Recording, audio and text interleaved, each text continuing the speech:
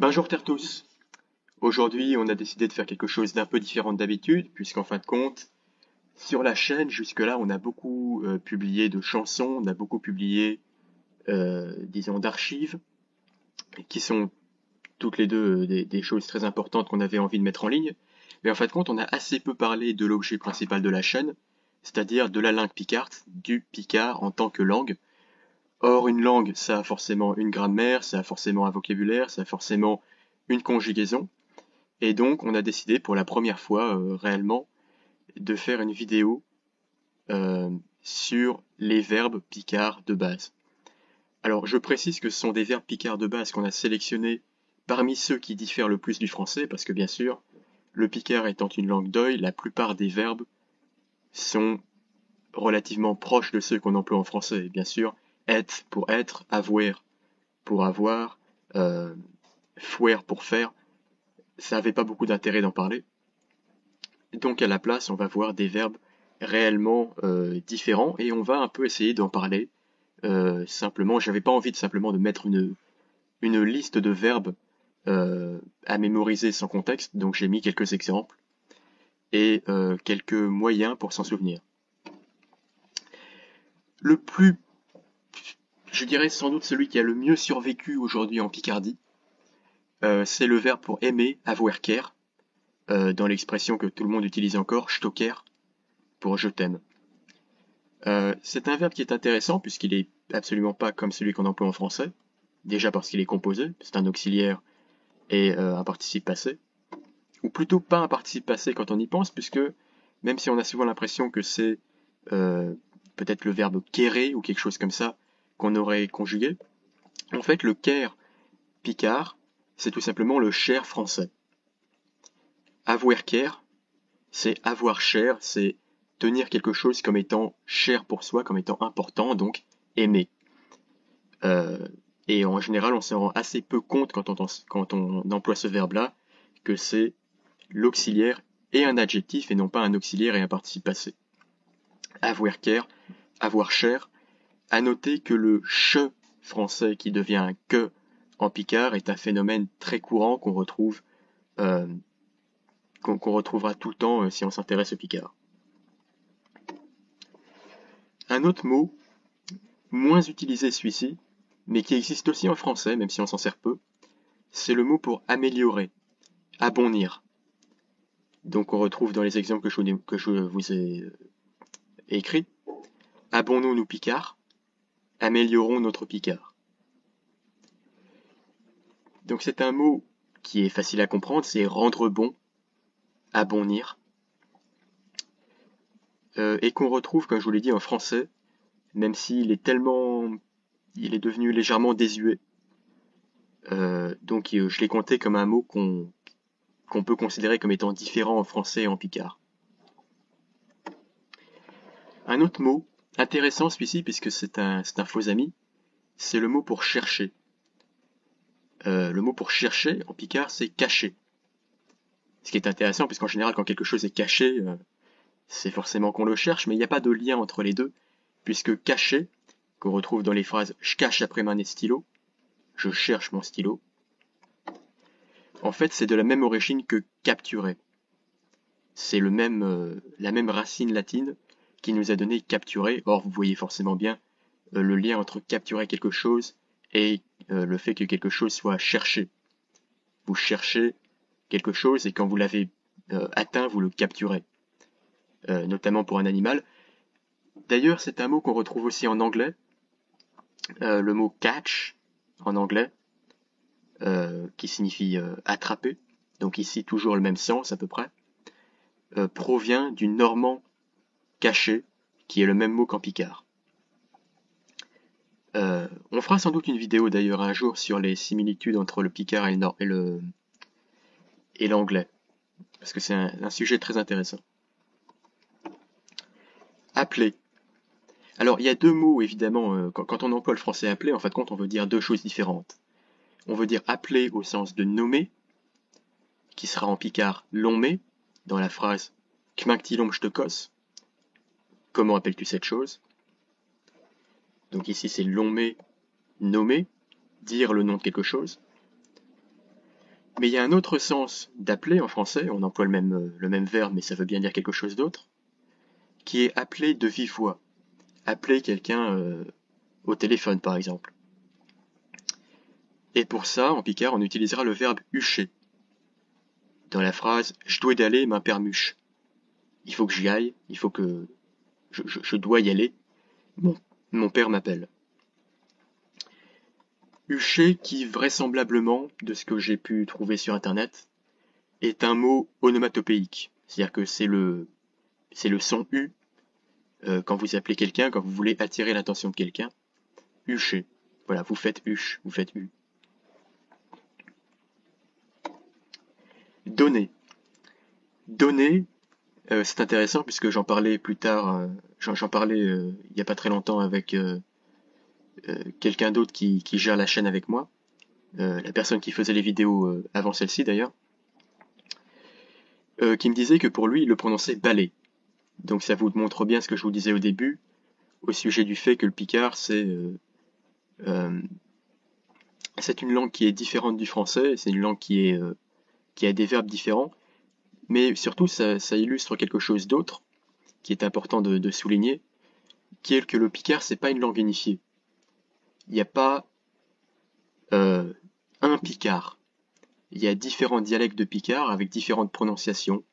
Donc c'est normal si au cours de la vidéo vous voyez des mots que j'ai écrits ou que j'ai prononcés différemment de la manière dont vous le prononceriez. Bref, bailler. Dans la phrase baille-moi un morceau de pain, donne-moi un morceau de pain.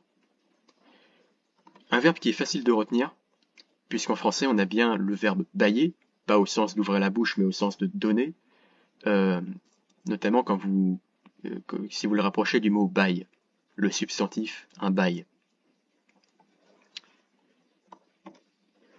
Entendre.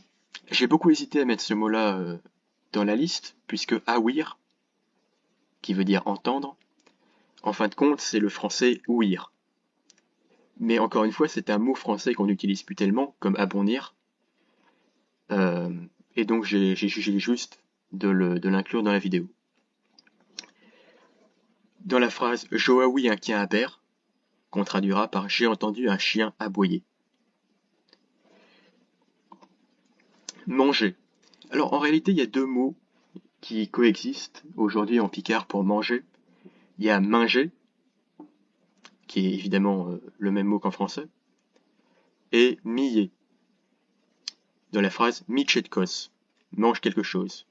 Ah, j'ai marqué manger, ça devrait évidemment être manger, ça devrait évidemment être mange et non manger. C'est pas un infinitif ici, c'est une faute, c'est une faute d'orthographe.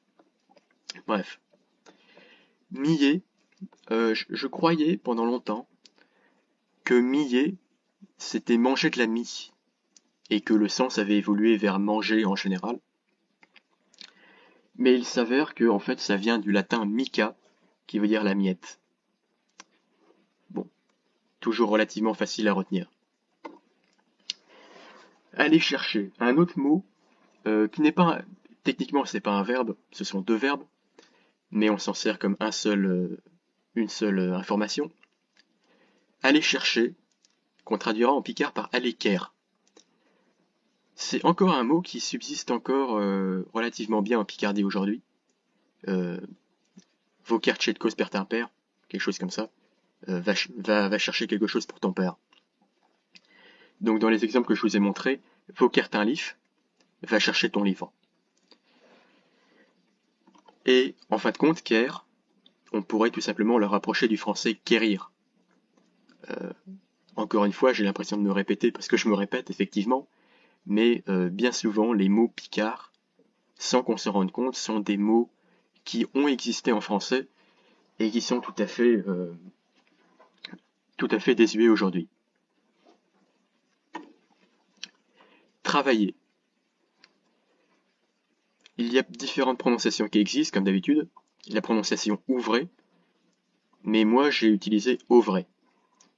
Il n'ouvre Mich la remontée, il ne travaille pas l'après-midi.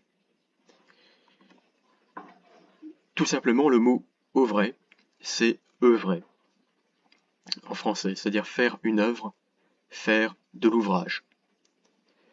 Je m'arrête légèrement sur le mot armonter pour après-midi, qui en fait est tout simplement, c'est un mot qui est intéressant et qui est assez facile à retenir, puisque c'est l'idée que vous partez le matin, vous descendez le matin pour aller travailler, et quand vous revenez l'après-midi, vous armontez, vous remontez chez vous. Donc c'est un mot qui est assez intéressant d'ailleurs, puisque ça montre qu'il est possible dans certaines langues de dire l'après-midi sans que ce soit littéralement après midi, après j'allais dire après le mi-temps de la journée, c'est-à-dire après le milieu de la journée. Donc un mot intéressant à remonter. Mais bien sûr, c'est sur au vrai qu'il faut se concentrer puisque c'est une vidéo sur les verbes. Construire. Construire, le verbe anser existe dans la phrase « On a ansé un nuit d'un chez beau ». On a construit une maison dans les bois. C'est un mot qui est plus difficile à retenir, puisqu'on a un peu de mal à voir un équivalent en français du verbe anser, sauf, bien sûr, si on réfléchit à l'espagnol, hacer, qui veut dire, à ma connaissance, qui veut dire faire. Donc, encore une situation où la connaissance de langue étrangère peut vous aider à apprendre le picard, et vice-versa. D'ailleurs, la connaissance du picard peut vous faciliter l'apprentissage de langue étrangère, puisque bien sûr, une langue, ça n'existe pas en isolation, ça emprunte à d'autres langues, ou ça emprunte des chemins déjà employés par d'autres langues, et donc on se retrouve à avoir des mots en commun avec le reste des pays d'Europe occidentale. Réparer, ragréer, en picard, je ragresse un vélo, je répare son vélo.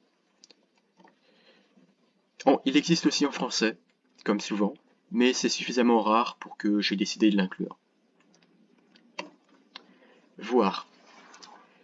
Il y a seulement une lettre de différence avec le français voir en picard, puisqu'on dit vire. Et il se conjugue à peu près pareil. J'ai vu un oisieux, j'ai vu un oiseau. À rapprocher bien sûr du latin videre, puisque les mots picards, dans leur très grande majorité, ne viennent pas directement du français, ils viennent du picard, et puisque la Picardie est proche de là où est né le français, ça implique nécessairement que les mots picards et les mots français se ressemblent, mais j'insiste sur le fait que vir, ce n'est pas une déformation de voir. C'est une déformation, à la fois var et vir sont une déformation du latin videre. Ensuite, le mot penser, réfléchir, buser. J'ai busé à mon avenir, j'ai pensé à mon avenir. Rapproché d'un ancien mot français, busier, qui veut dire penser, mais plutôt dans le sens rêvasser, de ce que j'ai pu comprendre. Un mot que je n'ai pas réussi à traduire en français. Je ne sais pas si c'est mon ignorance, ou si c'est réellement un mot intraduisible, si tant est que les mots intraduisibles existent.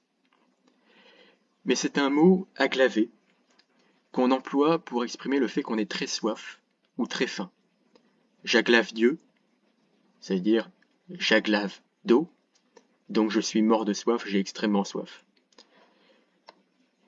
Je ne saurais vraiment pas vous dire d'où vient ce mot, et si vous savez, si vous avez le courage de chercher dans des dictionnaires, je vous invite à nous dire en commentaire d'où vient ce mot, ou si vous avez des théories, puisque moi vraiment je n'en ai pas. Cacher. Alors on a déjà vu cacher, qui est le mot picard pour chercher, mais là je voudrais parler du mot picard pour le français cacher, donc se dissimuler. Et le mot picard est mucher. Dans la phrase « Muche-t-ich le arrive », cache-toi, le loup arrive. En français, il existe le mot muser, mais qui s'emploie tellement peu que moi-même, avant de faire les quelques recherches pour cette vidéo, je ne l'avais jamais vu. Donc je l'inclus dans cette vidéo. Saisir. Saisir, on a le verbe aerd. Alors c'est assez intéressant le verbe aerd puisque Et j'ai regardé dans un dictionnaire de la fin du 18e, ou tout début du 19e, je ne sais plus, du patois rouchi, donc du patois du valenciennois, et le dictionnaire disait que c'est un mot qui n'était déjà quasiment plus utilisé. Mais en contraste avec ça, si vous regardez dans le Wiktionnaire vous dit bien que Aerd, c'est encore utilisé en Picardie. Donc je ne sais pas tout à fait si c'est une question de là où vous êtes exactement en Picardie, mais enfin j'ai quand même décidé d'inclure le verbe aerd, saisir, qui je crois est un verbe du troisième groupe, donc j'ai aerdu, et non pas j'ai ard, je crois. Mais je ne suis pas sûr de cette information, donc prenez ça avec... ne prenez pas ça pour argent comptant. Donc je vous ai mis deux exemples. Je l'aère persin-gorgère, je le saisis par le col. La gorgère, c'est l'endroit où est la gorge sur le vêtement, donc c'est le col. Même origine que le français adhérer. D'ailleurs, dans certains vieux textes, vous trouvez adherde, et non aerd, puisque c'est ARD en fait, quelque chose qui est ARD ou ARDU, c'est quelque chose qui est adhéré. Donc toujours l'idée que le rapprochement entre saisir et adhérer est relativement simple à faire, puisque quand vous saisissez, vous touchez, donc vous adhérez. Se souvenir, sans doute un de mes mots préférés en picard, sramintuvé. Dans la phrase Titramintuve-tu l'école, tu te souviens de l'école. Ici j'ai mis Titramintuve l'école, on verra pourquoi. Pour former des questions en picard, parfois on peut mettre ti ou tu à la fin des verbes, mais on verra ça dans une autre vidéo. Je laisse le suspense. Donc sramintuvé, se souvenir. Il y a un autre mot qui existe, qui est peut-être plus facile à retenir, qui est le mot sramimbré. On peut dire sramimbré, donc exactement, quasiment comme l'anglais remember, au sens du français se souvenir. Mourir, un mot facile à retenir également, même s'il n'est pas joyeux. Mourir, c'est défuncter. Dans la phrase Nunc volo defuncte, notre cheval est mort. Défuncter, c'est devenir défunt. Et je me suis interrogé sur la présence du C. Pourquoi est-ce qu'on dit défuncter et non pas défunter? Et je me suis rendu compte qu'en fait en anglais, quelque chose qui n'est plus usité, quelque chose qui n'a plus utilité, on dit que c'est defunct, avec un C. Donc j'imagine qu'il doit y avoir un lien entre les deux. Brûler, azir en français. Brûler en français et azir en picard. Même origine dans le mot azir que le mot français ardent. Ainsi que la même origine d'ailleurs que le mot anglais arson, c'est-à-dire un incendie criminel. Donc encore une fois, c'est en apprenant le picard qu'on apprend l'anglais parfois. Dans les phrases, en exemple, j'ai mis « Chez Fritsch, moisi, les frites ont brûlé ». Je vous rajoute juste deux mots pour la route. Le mot armerchier, remercier, et erwitcher, regarder, dont on reparlera plus tard d'ailleurs. Et en guise d'exemple, je vais vous donner ceci. Je vous remercie d'avoir watché la vidéo. Je vous remercie d'avoir regardé la vidéo.